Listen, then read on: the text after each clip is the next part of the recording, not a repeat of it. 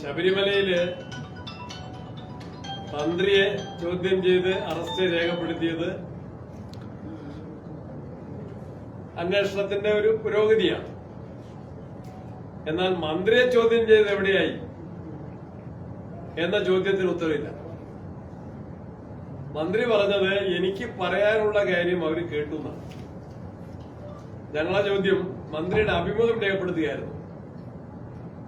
മുൻ മന്ത്രി കടകംപള്ളി സുരേന്ദ്രന്റെ അഭിമുഖമാണോ അന്വേഷണ ഏജൻസികൾ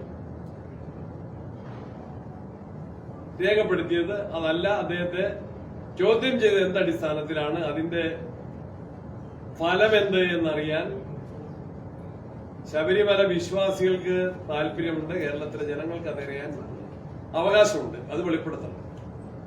ഹൈക്കോടതി ആവർത്തിച്ചു പറഞ്ഞു, പല പ്രമുഖരും ഇനിയും ഉന്നതരെ പിടികൂടേണ്ടതുണ്ട് എന്ന് ഹൈക്കോടതി ആവർത്തിച്ചു പറയുന്നു. രാഷ്ട്രീയ നേതൃത്വത്തിന്റെ, ഭരണസമിതിയുടെ, ദേവസ്വം ബോർഡിന്റെ ഉന്നതരുടെ നിർദ്ദേശാനുസരണമല്ലാതെ എങ്ങനെ അവിടെ നിന്ന് സ്വർണം കട്ടുകൊണ്ടുപോകാൻ സാധിക്കും? ആദ്യമൊന്നും ഉദ്ദേശ രൂപത്തിലുള്ള മോഷണമല്ല, വ്യാപകമായ അന്തർദേശീയ ബന്ധങ്ങളുള്ള മോഷണം. അതിലെ മോഷ്ടിക്കപ്പെട്ട സ്വർണം കണ്ടെടുക്കാനും വീണ്ടെടുക്കാനും കഴിഞ്ഞിട്ടില്ല. മുഴുവൻ പ്രതികളെയും അറസ്റ്റ് ചെയ്ത് കൊണ്ടുവരാൻ കഴിഞ്ഞിട്ടില്ല. രാഷ്ട്രീയ നേതൃത്വത്തെ പലരെയും സംരക്ഷിക്കുന്ന നിലപാട് തന്നെയാണ് ഇപ്പോൾ സ്വീകരിക്കുന്നത്.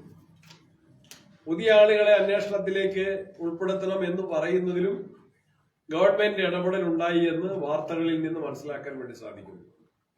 അപ്പൊ അന്വേഷണം കുറെ കൂടി ദ്രുതഗതിയിലാകണം. ഉത്തരവാദിത്തപ്പെട്ട എല്ലാ പ്രതികളെയും, പ്രതികളാക്കപ്പെടേണ്ട എല്ലാവരെയും പ്രതികളാക്കാൻ അന്വേഷണ ഏജൻസികൾക്ക് സാധിക്കണം.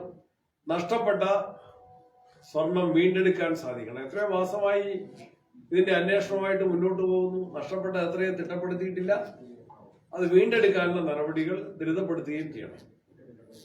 പിന്നെ അറസ്റ്റ് ചെയ്ത് ജയിലിൽ കിടക്കുന്ന പ്രതികൾ CPM നേതാക്കന്മാർ, മുൻ MLA പത്മകുമാർ ഉൾപ്പെടെയുള്ള മുൻ ദേവസ്വം ബോർഡ് കമ്മീഷണറും പ്രസിഡന്റുമായിരുന്ന വാസു ഉൾപ്പെടെയുള്ള ആളുകളെ ഇപ്പോഴും CPM നേതൃത്വം സംരക്ഷിക്കുകയാണ്, ഇപ്പോഴും സംരക്ഷിക്കുകയാണ്.